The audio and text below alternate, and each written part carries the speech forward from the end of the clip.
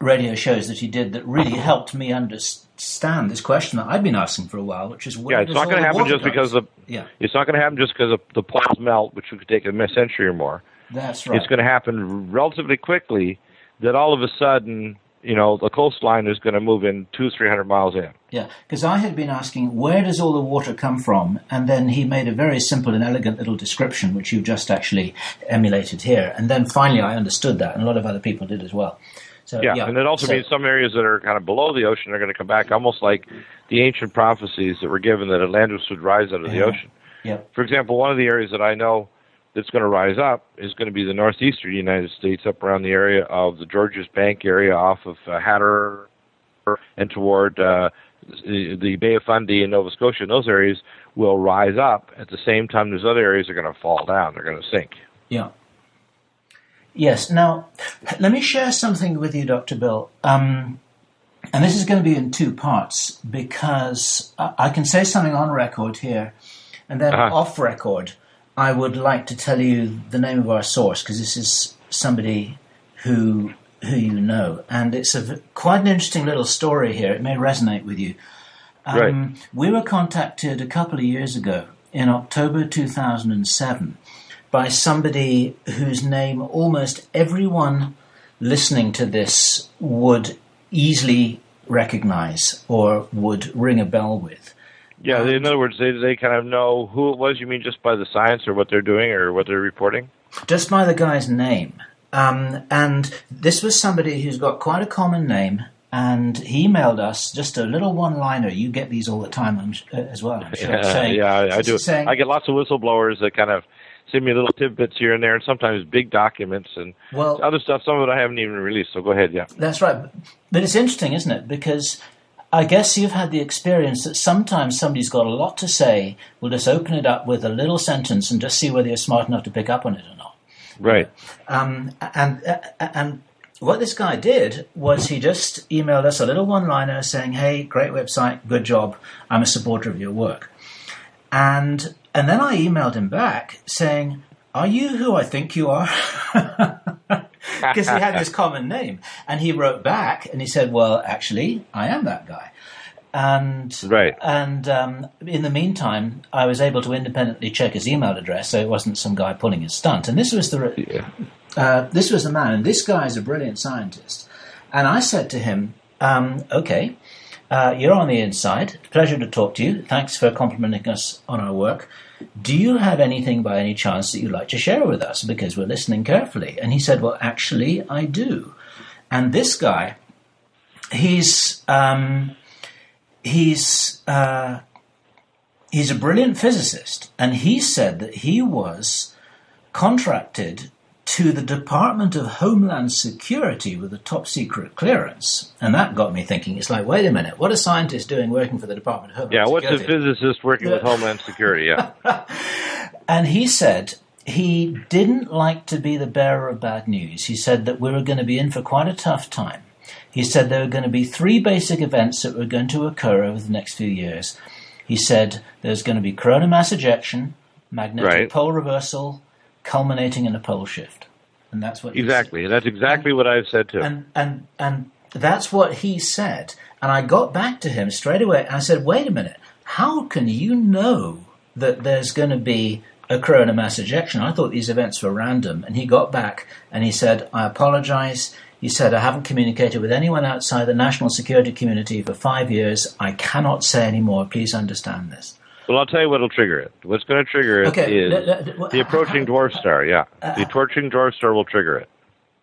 I understand that now, because now these pieces are beginning to come together, and that's how the whole event becomes predictable, because they're watching this thing and they know the electric universe model pretty well. That's why I'm going to read off, I actually pulled up what we were talking here, the WISE Mission Assembly and Prepare for Launch. This is back July 10th last year, 2009, Pasadena, California. I'm going to read the first couple sentences. NASA's Wide Field Infrared Survey Explorer, or WISE, has been assembled and undergoing final preparations for a planned November 1 launch from Vandenberg Air Force Base, California. Now, people should know from my reports over the last 11 years, both the Prophecy Club and my show and other conferences, that the top world main space program for planet Earth and for America is at Vandenberg. Vandenberg is where the real space program is, not the Tinker Toy one that's on the East Coast. Okay? Okay. That's the real space program, or the TR-3B, which is out of China Lake and other places, where a lot of these other things, the real research is occurring in California. Most of the science and the scientists that are behind the real space program are based in California. Okay. Okay? Okay. Now, of course, so that's why it's tied into JPL. The mission will survey the entire sky in infrared wavelengths, creating a cosmic clearinghouse of hundreds of millions of objects. Now, the objects, interesting. Everything from most luminous galaxies to near stars to dark and potentially hazardous asteroids. So what they're saying is they're launching this because they're looking for something.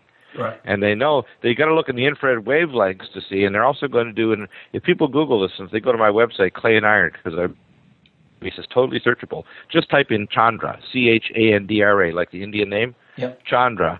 And if they go to clayandiron.com, they're going to pull up the actual reports of the Chandra X-ray telescope that reports this object coming in the inner solar system between Jupiter and the Sun.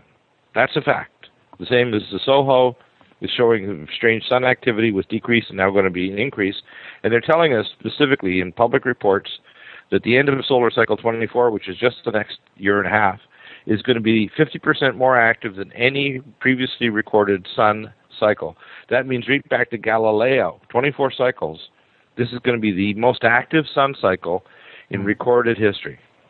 Yeah. That's what they say. I'm not a solar scientist. I'm just reporting and putting all these pieces together like a mathematician is assembling pieces on a board and trying to draw equations and say if this corollary is true, if this observation is true, is what I see coming.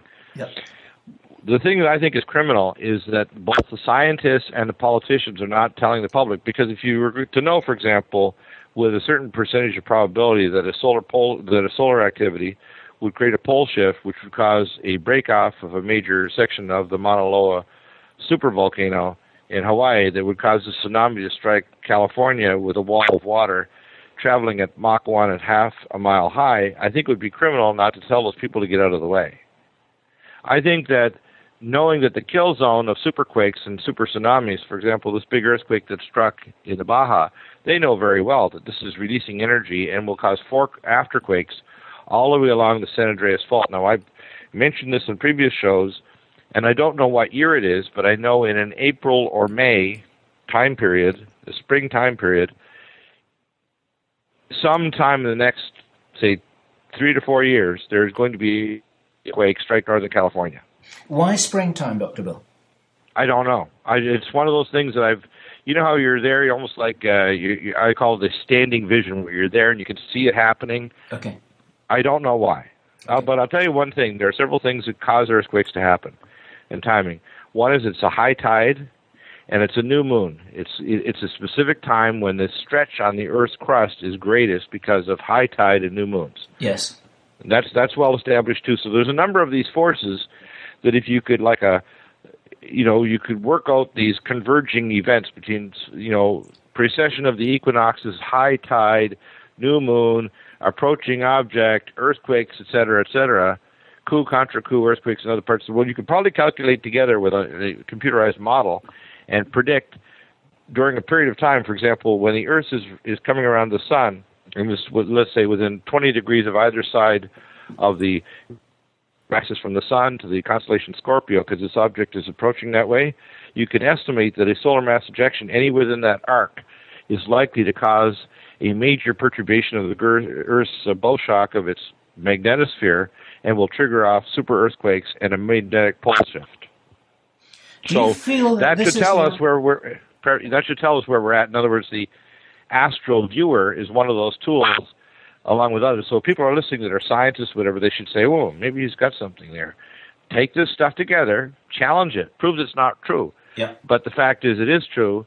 We do know that there's an object. It's called Nemesis. Is the best term for it. It's the term used by scientists that I know for this approaching dwarf star. I don't like to use the term Planet X because it's not a planet. Right. It's a highly compressed dwarf star.